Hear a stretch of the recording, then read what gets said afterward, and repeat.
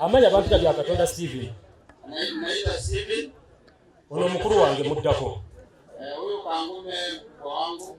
Okuva ne bamukuba. Kutoka aliyopigwa. Nze mbadde muyina. Mimi ndiye nimekuwa naye. Twamukukusa ng'omuyeekera. Tulimtoa polepole kama adui. Okumujja mu Kiryandongo wano. Twapangisa emmotoka okuva e Masindi. Twamujja wano saa 8 ogw'ekiro. Nga batugamba bataddewo ssente $5,000,000 afuna Fred Kangumi.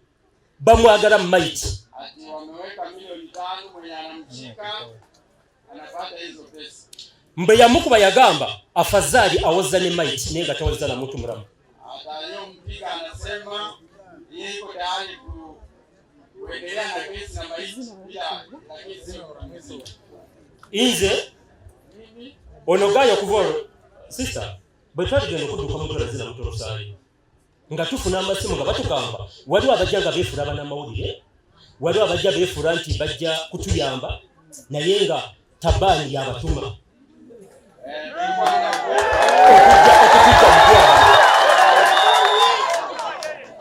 Inze omanyi lwaki njogera bino?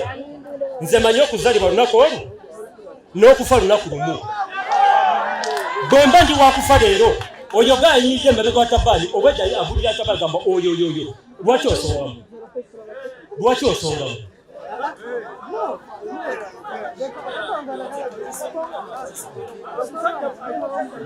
Obwedda amugamba oyo bankuwa ebifaananyi simanyi ebifaananyi yange baki mubyagala. It's okay. Oba munzite kuzaliwa ni siku moja, hata nakufa ni siku moja. Kama naenda kufa leo kwa ajili ya ndugu yangu, wacha nikufe. Mniwe mpige risasi. And the state house at large, Bambi mutuyambe Kiryandongo tufa. Lati 11. Efuse kitambo je tuli mu Kiryandongo. Nenga Kiryandongo nayo natufa. Tusala. Bambi gavumenti yabanirire eddembe n'okuyamba abantu. Mutuyambe nga Kiryandongo. Muveeyo mulabe abantu bafa. Kwa majina yanaitwa Jibiri Jofre, tena LC wano w'Ekibogora. W'Ekibogora Minister, nze mukyalo yange ninamu amaka 748. Kati 748 bw'ogattako Kimogora B. Bantu 10 ndowooza n'omusobyo amaka. Ogenda kukola population y'abantu bantu bano teri abantu abeepakidde okuva ekiryamu oba okuva bano abantu abamu bavuge wano mulaki. Kati waliwo kye neebuuza banzi. Muganda wange wayingiridde mu kitundu muno ne muhazi ne bayingira embeera yakyuka. Ennaku z'omwezi ndowooza zaali nga 7 mu mwezi ogw'omunaana. Twafuna ebbaluwa naba LCC bagifuna na buli muntu yenna yagifuna nga batuyita mu consultative meeting. Mu boardroom ya RDC mwe twatula. Mazi yali taliiwo, waliwo amukiikirire nga bamuyita Moses geeyongeza. Land Commission Uganda nti emulwadde ettaka. Tewadde Muhazi heritage ettaka. Nekyamanyero si 5 yaliwo. Ne tubagamba temukola ekintu kyonna okutuusa nga muzze ku ground ne tuyita meeting ne bategeera kitetegenda mu maaso. Bulina abantu 3 benawadde. Kyemanyi okuva wano osobola kuba mulamu oba sisobola kubeera. Wano ne tubeeramu n'ebizibu bingi, abantu abamu ne bakubibwa, abantu abalala ne babonabonyezebwa. Okuva mu maka gange okumala ennaku 4. Abo we nakkiriza kyapasoni wogambidde nti wali shocked. Awo ne namaleka nti asobola mu kubanga nkyalina abaana b'enkuza n'obulamu nkyala. Nete nsaba Uganda Land Commission. Naomba Uganda Land Commission lowooza ku bantu abali ku ttaka olwaleero wetwogerera. Etteeka eryo likyayimiriddewo nti olaba omuntu atiisatiisa oba akuba ku bessimu mutwale ajja kukwatibwako. Maamrisho iko kulia. Firimbi temwana yakwetumiikiriza wano mu security tewetumiikiriza. Okay? Naye nzomu casualty bose tugamba weko zikiziriyeka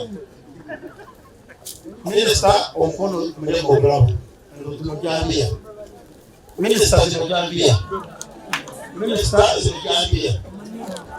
era kurati kumelemu omusajja owamuhazi kapo yagambye amakago naye agatambula obeya uwanda bako obeya yange wagitukamu nze na agreement banguza documents zize nazo ayo office nsobora kugituukira ne balo kira documents na agreement kwali musabu takiyo rati kumelemu ano banguza ko eka 10 ni namwe damu nali tanzo lokuli mu rusuku ngandi mutuze wono rati 10 already afande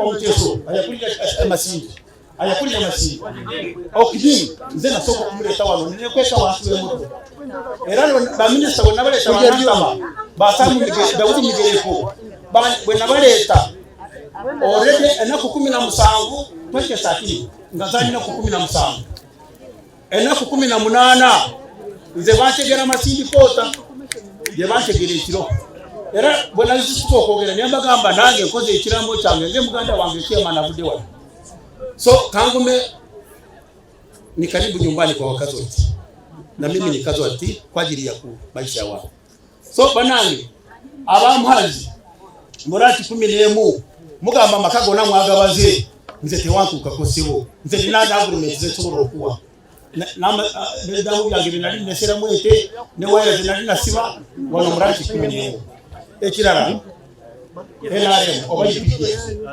ezo ayatuwonye okudduka ayatuwonye entalo ayatuwonye okunyagibwa naye kateteza fesi zigenda zinyagi nebagitwala tulina kyakuddamu banange UPDF ne NRM muri ayo mu office mutudde nze nayingira wama Franka tumwebaze ne mugamba mujje mwengoye zino ezerikibwa ne motoka zerikibwa mutena zino kazi nyingi tulifanya na wananchi wenyewe tukamtoa ndui tukamuondoa ugali abo bajje bwebati